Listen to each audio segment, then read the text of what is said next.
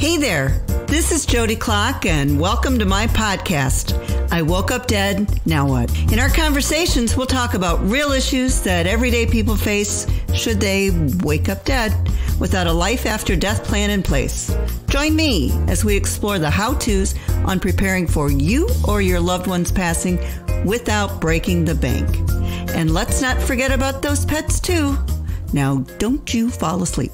Welcome to my podcast, I Woke Up Dead, Now What? In this episode, we are featuring Mr. Bobby Jenkins, otherwise known as Bobby J, but affectionately known as my work husband. Why my work husband? Well, I can't remember in my professional career not traveling and having him be at a conference or an event or anything that I was at within our industry. And next thing you know, we were looking out for each other. We knew each other's products and services so very well. We just kind of partnered up on things. So that's my brief description of him, but I probably need to give him credit where credit is due. So I'd like to share with you his bio. Bob Jenkins is the co-founder and president of Verde Products. Verde Products is also known as Let Your Love Grow, as well as the co-founder and chairman of the board of Precision Organic. His extensive funeral service experience includes management of funeral homes, crematory cemeteries, sales management for two of the largest funeral supply companies. And I certainly understand what your product is, who Verde Products is, what Let Your Love Grow is. I will. Hey, Jodi, it's really nice to be with you. Thanks for letting me be one of your podcasts. I'm excited for I Woke Up Dead, Now What? I think that's a great way to start a conversation. Verde Products is a company that Annette and I started, my wife. We started in 2009.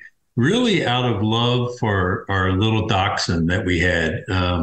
We don't have any children, and our fur baby truly was our fur baby, and she died very unexpectedly. A coyote got her in our front yard one morning, and she didn't survive. So anyway, at that time, I was traveling a lot for one of the supply companies I worked for, but we like the garden, so we wanted to find a way to memorialize her and with something in planting. So before we used her ashes, I thought, because she was such a small dog, I thought I'm going to reach out to a pet crematory to see what they do with the ashes of communal cremations. I knew nothing about the pet industry at this time.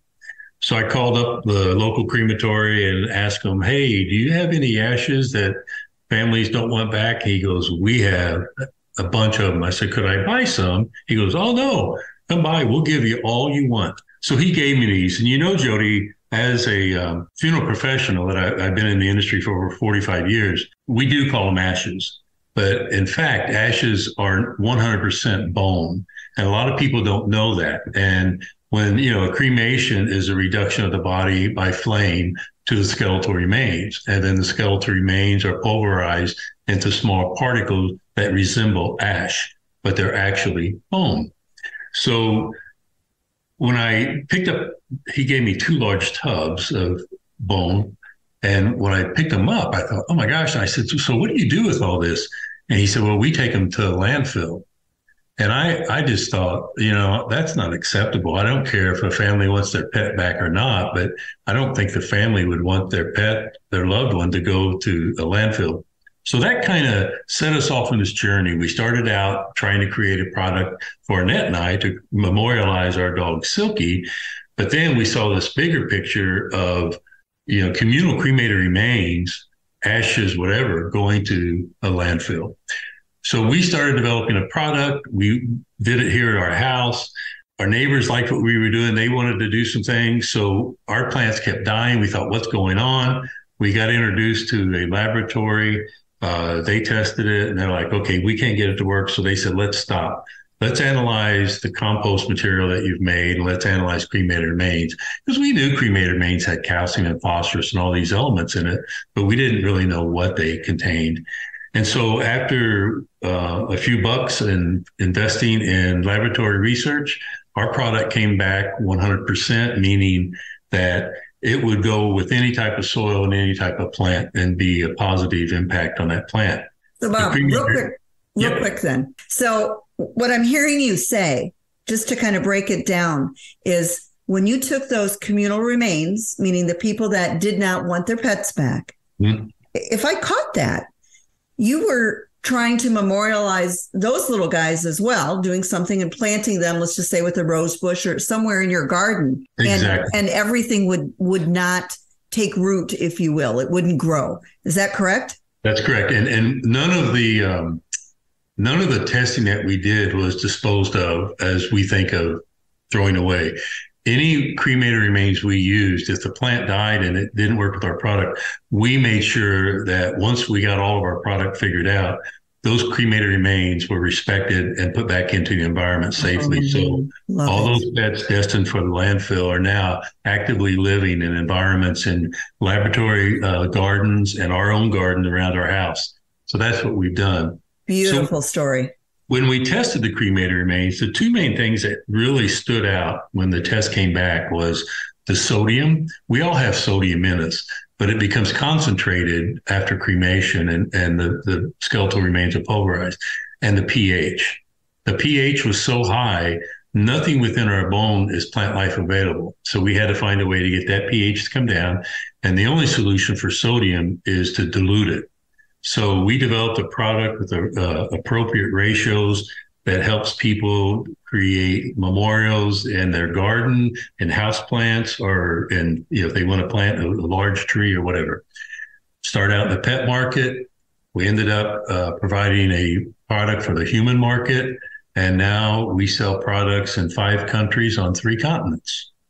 Well, I love that story. And for those of you who are listening, this product is the bomb diggity. And many of you may or may not know that I have a pet crematory. And for those little pets that are communally cremated, which is not a lot, but there are some, we use the Let Your Love Grow product.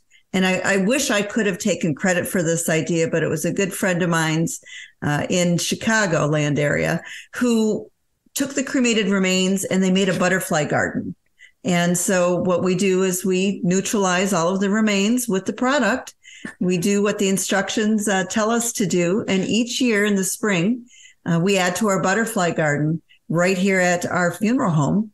And it honors these little guys. And Bob, I got to tell you, when we usually work with pet parents directly, I mean, that's the majority of our clientele, but there are a few vet clinics that we work with. Mm-hmm. And of course, my dynamic personality and team, which separated everybody. It was when I shared with them what our company, Clock Timeless Pets, does with Let Your Love Grow for those pets that were not being returned home. That actually was one of the determining factors of why they came and they did business with us versus another a pet cremation provider. So, you right there are light years ahead of your time and helped many business owners like myself out. But before we go any further, I gotta ask you, Let Your Love Grow. All I have is an earworm in my head, that song back in the 80s, or was it the 70s? It's from 1975, Let Your Love Flow by the Bellamy Brothers. So how did you get this for the name? Well, tell that story. I love karaoke. And we had come up with a different couple of names. We had Salt of the Earth. We had Return to the Earth. We had all these different names, and we couldn't come up with anything. And we sent them out to a marketing company, and it wasn't descriptive enough. So we played around. Well, I did karaoke one night, and the next morning I was singing Let Your Love Flow because I'd sung it that night before. And I was kind of humming that song. I was in the shower, and my wife's in the bathroom getting ready for work. I said, "Hey, let's use Let Your Love Grow." She was, that's way too long. I said, look at Orville Redenbacher. People remember the name of that popcorn. I said, they'll remember Let Your Love Grow. So we kind of put it out to a couple of marketing companies and our attorney, and they're like, yeah, we think that works. And it's, people get it. They understand it. It ties in. We're wanting to let your love grow. And, Jodi, something that our mission is for our company is we all provide energy. The earth provides energy. And Annette and I aren't tree huggers, but we do value the environment. And we have to keep this flow of energy going. And if cremated remains are going to a landfill, there's not the proper bacteria there to break down bodies. That's why in murder cases, a lot of times they may check a landfill because there'll be skeletal remains left behind because the bacteria isn't there. By us allowing all the cremated remains of human or pet to go through the environment, that's a continual flow of that energy. And the cremation process stops that. Alkaline hydrolysis stops that. Metal caskets and burial vaults stop that. But we have to look at different ways because we only have so much earth and we cannot annex any more earth. So we really need to respect what we have. And I think what you're doing with your crematory is perfect. Hey, thanks. I kind of do too, but I'm biased. You dropped a big word there, and I know what it means, but I'd like for you to share what it is. It's alkaline hydrolysis, because that's just a word that consumers or people out here listening don't know what that is. And that is available for human and pets. I'm glad you brought that up. It's a growing means of, I know this doesn't sound like a warm and fuzzy word for burial or anything, but it's a means of disposition. We have burial and cremation, and now we have alkaline hydrolysis. And alkaline hydrolysis is a reduction of the body by chemical and water. So you have flame-based cremation, that's a reduction of the body by fire. You have alkaline hydrolysis, that's a reduction of the body by chemicals and water. And then you have burial. So, a lot of people like it. They call it water-based cremation. There's different terms for it everywhere, but that's the core of it's alkaline hydrolysis. Thank you for breaking that down and keeping it simple, because I have my own opinions, and so do you, and so do everybody else. But that topic right there, alkaline hydrolysis, we may bring you back and bring some other cremation experts out here, because that, I think, would be a worthy episode all on its own. Right now, we're talking about you and let your love grow. You also touched on something that I think is worth talking about. You were talking about, land. That's a commodity that we're losing. And so people have moved from burial to cremation for some personal reasons, some financial, and some for environmental. In other countries, cremation is mandatory because there is no place to bury. I think there's so much opportunity, but I got to believe it's more welcomed overseas than it is in the United States right now. Well, I don't know that it's more welcomed. I think it's a matter of cultures. And in the United States, a couple of things that we noticed right out of the gate, and Annette and I started this in 2009. We incorporated, and I quit my job as a manager of a funeral home, did it full time. We realized a couple of things right out of the gate. Number one, until land becomes critical mass in the U.S., they're not going to be the industry is not going to be aggressive for new ideas and concepts.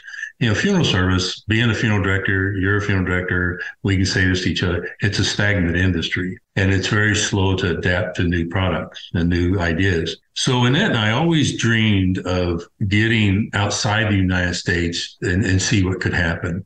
And just by chance, we got an email one day through our website, and a guy said, "Hey, do you sell product in the UK? If you do, who do I contact? If not, are you interested in a distributor?" I replied back, "We're not there. We were shipping product there. People would order product from us. We'd ship to the UK. They would pay equal the amount of the product or more for shipping in addition to the price of the product because there was nothing there." So we got in touch with this guy. His name is Simon Holden. We had great conversations. He had bought a cemetery, bought 80 acres to convert into a cemetery in the UK because his dad had died and he was a self-proclaimed environmentalist. And Simon wanted to respect his dad's wishes, but he didn't really care for the options that were available to him. And so he had his dad cremated, and he convinced 4 or 5 of his college buddies to go out and buy this 80 acres outside of Nottingham. So they buy this property, they work on it to make it a cremation garden. And they go to the local authorities a year or two after they really worked at it to finalize the paperwork to make it a cremation garden. And the local Ministry of Justice said, "We love this concept. However, we're not going to issue your permits until you bring in a company called Let Your Love Grow." for the cremated remains. We have no idea how the Ministry of Justice got our name, other than one evening, I did get a call from a gentleman that his little cat had died. And he was emotional on the phone, and he was calling from the UK. And when I told him what shipping would cost for the kit to come over to him, he was like, "Oh, I just can't afford that." He goes, "I wish your product was here," because he goes, "Everybody cremates, and I just wish it was here." And I said, "Well, I wish it were too, but we're not ready to come to the UK." He said, "Well, I have a real good friend that's in Parliament. I'm going to tell him about it and give him your information." So by chance, I got an email from this gentleman in the Parliament, and we went back and forth, but it kind of faded away and got lost in emails after a couple of conversations. Lo and behold, 2 or 3 years later, we get recommended. In the UK, they're literally running out of burial space. So there's two things happening in the UK. They have really aggressive goals to reduce their carbon footprint. They see us as an option for that, for the sequestration of the use of a crematory by making the land reusable, because once cremated remains or ashes are buried with our product, that grave space can be used over and over, as it can for full body too, which we'll get in that in another conversation. So the UK has come on board with this, and we've looked at other countries that are really struggling with space. And that's, so we dreamed of getting outside the United States, and we did. Well, you said a whole lot of things that I'd like to touch on. And the first thing for our listeners I need to touch on is I am not a licensed funeral director. My husband is. Oh, I'm sorry. Yeah, a lot of people do think I am. I've made many an arrangement. I've done everything except embalm. That is not my wheelhouse. And I am a cremation arranger. I didn't know about my work wife.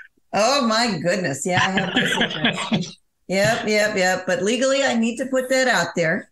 So I am an expert on end of life. Just don't have the license to embalm. Well, but anything else, I'm a legal beagle on. So having said that, there's a big movement or push. And, the media it was in National Geographic, actually. There was a big article not too long ago on green burials. And so, we're talking about how this is good for the land. This is, what's happening. I see Let Your Love Grow and your product really driving those who are green, if you will, for a green burial, because we have cemeteries out there. And again, our listening audience, I don't know if they're aware that there are true green cemeteries, which a person can be, and correct me if I'm wrong, they can be buried literally in a sheath, in a wicker basket, or just into the ground. But, there is no casket, there is no vault. It truly is like a nature preserve. And then you can mark it by putting a plaque on a tree.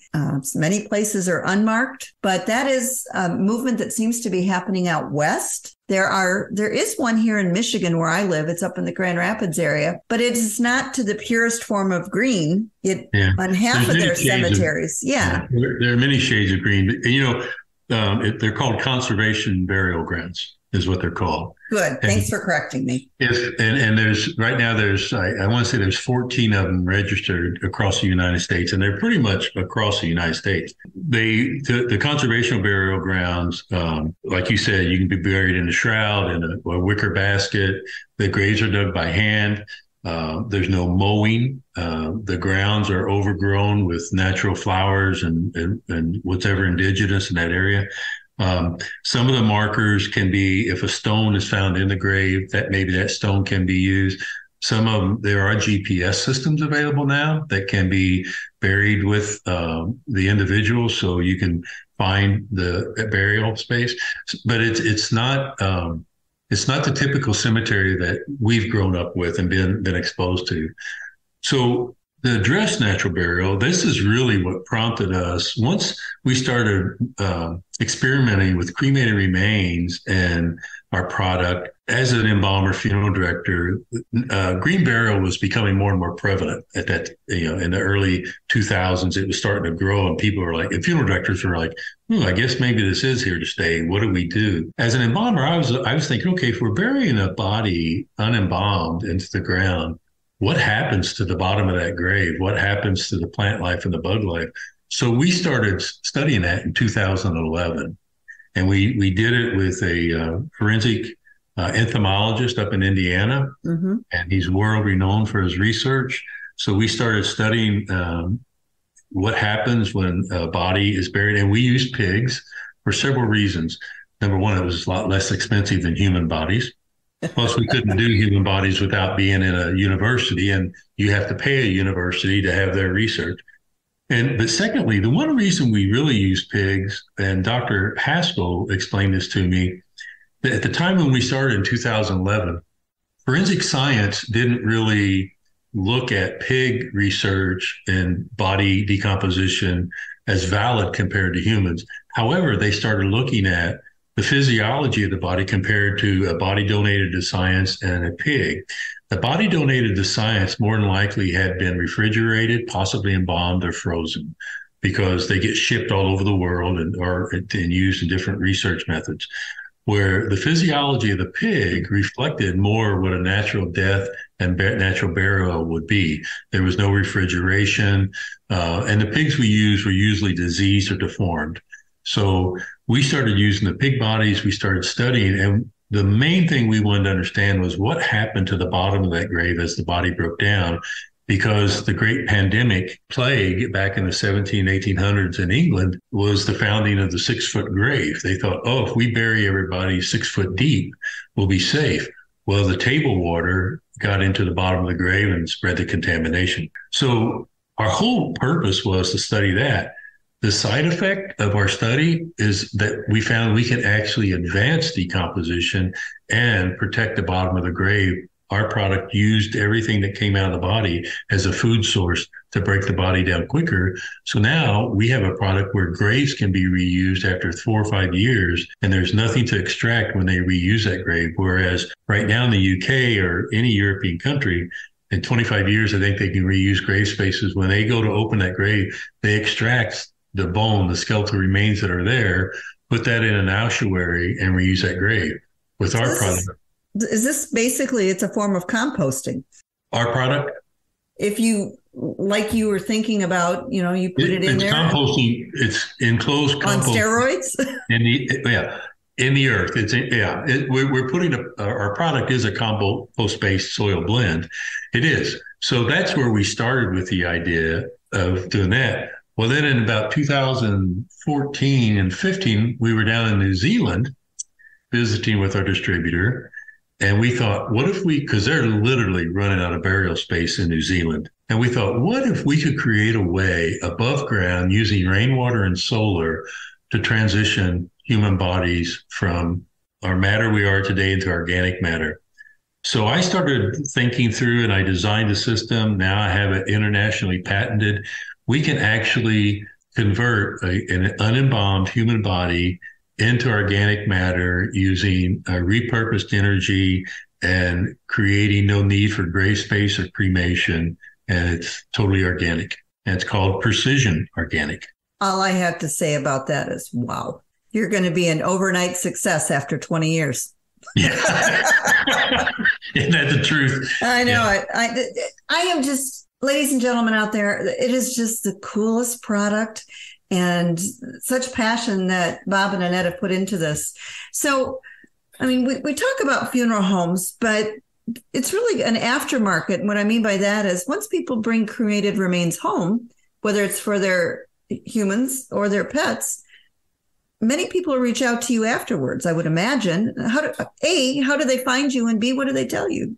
I'm going to take that and dissect that a little bit for you, if I could.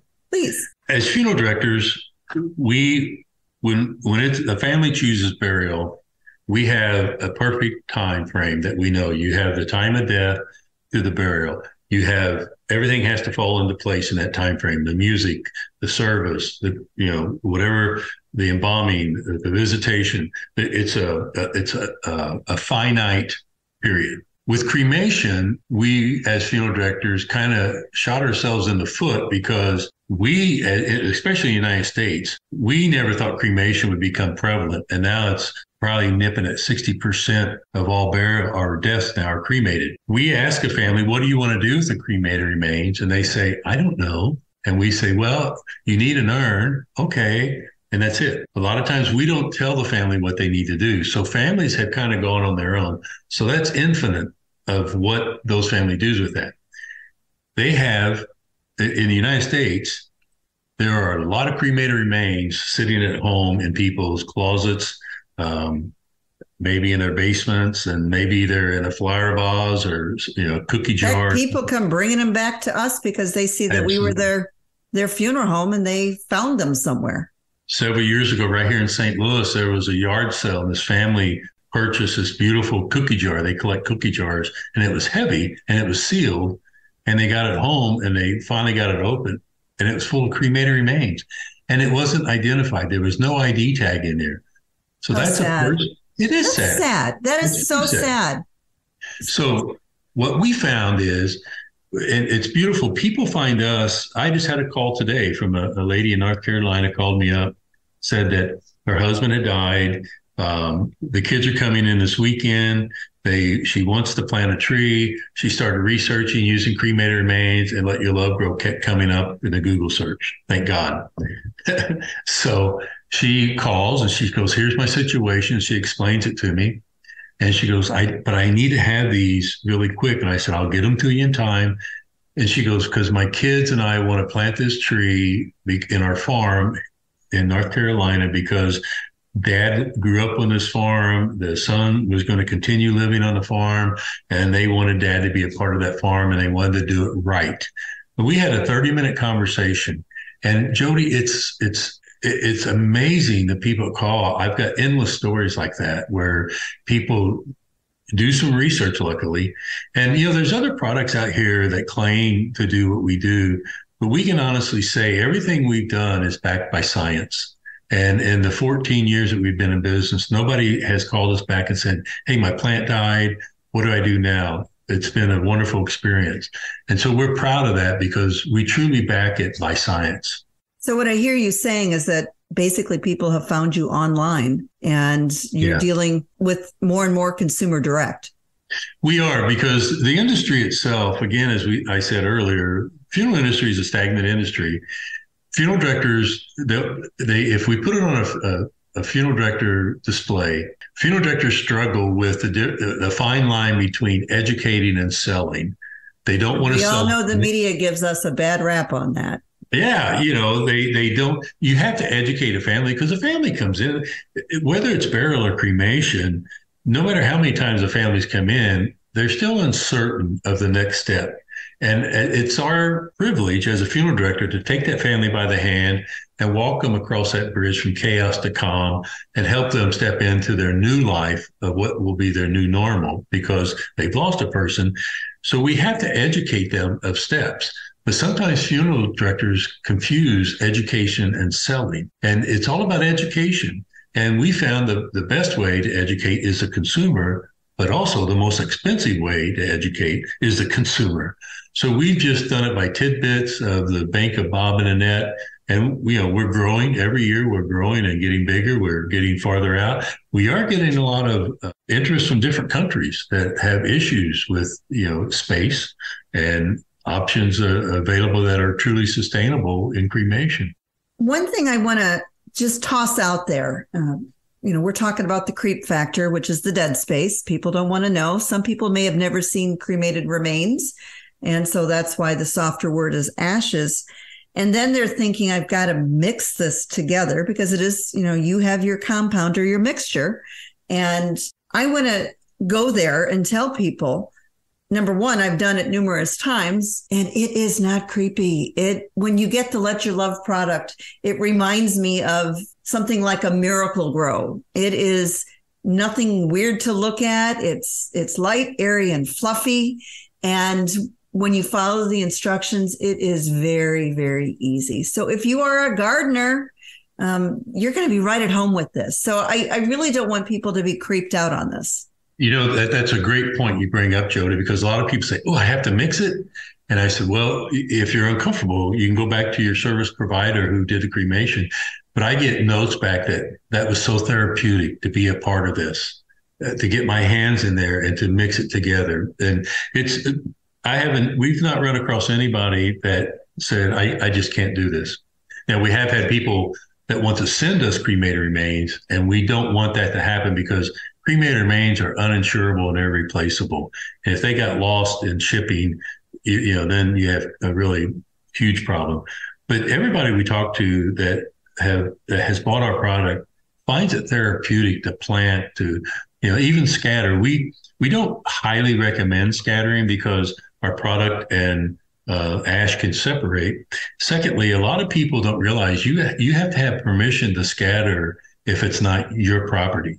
It doesn't matter if it's a national forest or someone's backyard. If you don't have proper permission, a lot of people say, "Oh, Dad wanted to be scattered on the 18th hole." And if someone goes out and scatters ashes on there, number one, cremated remains are very heavy and dense. They're not dust like you think of carbon wood. When wood or cardboard is burnt, that's very light and fluffy and blows away. Cremated remains are dense and heavy. And if the groundskeepers see that mound of cremated remains or ashes, they rake it up and pitch it. So that's, people don't want to talk about that. No, you touched on something that I think is very important. I've seen people want to go do that on the 18th hole, and we've had to take a minute and educate them about it because it's just, it's not pretty, and it will kill the green. It will kill the green. That's not a good thing. The other thing, though, backing up that you mentioned, and I'm gonna very loudly and proudly give you an endorsement that our funeral home and pet crematory, at one point in time, we did have Let Your Love Grow, but that was so new to me. We did have some of those other products, and we had people come back to us, and I always go back to the rose bush. The rose bush died. And there were a couple things where they had different types of little trees or bushes, and you could plant that. And they had this little container where you could put the cremated remains in. There was seepage, and again, those products died. So my point is, you got to do your homework and read the reviews, just like you do on Amazon. You got to get out there and look at that, because sometimes the marketing aspect is so romantic. They do such a great job with the sizzle, but there isn't the substance to back that sizzle. Same way, just with scattering, folks out there. There's Elizabethtown is a great movie, and there are other movies that are out there about scattering. Again, the movies make it romantic and cool and hip. And I'm not saying don't do it. I'm not saying it's not cool. I'm just saying be cognizant of where you're doing, what you're doing, and maybe where you're standing. So, Shirley MacLaine, in the terms of endearment, yes, at the end, Jack Nicholson's driving the convertible. She's sitting in the back and lifts up her daughter's urn, and the ashes go floating out down the beach. That doesn't happen. No, it does not. Oh, listen, Bobby, this was a great conversation. Before we wrap this up, I have just a couple things. One, what is the one takeaway that you would like our listeners to hear today? What's the one thing they need to know about Let Your Love Grow?